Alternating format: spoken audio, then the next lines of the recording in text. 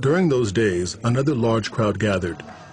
Since they had nothing to eat, Jesus called his disciples to him and said, I have compassion for these people.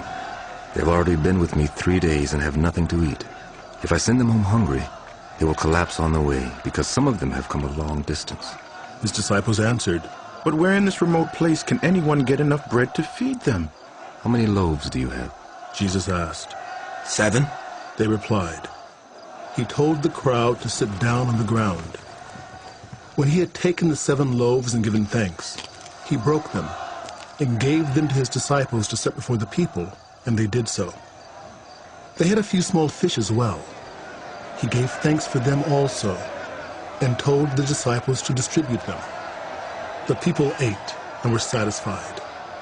Afterward, the disciples picked up 7 basketfuls of broken pieces that were left over. About 4,000 were present. And having sent them away, he got into the boat with his disciples and went to the region of Dalmanutha.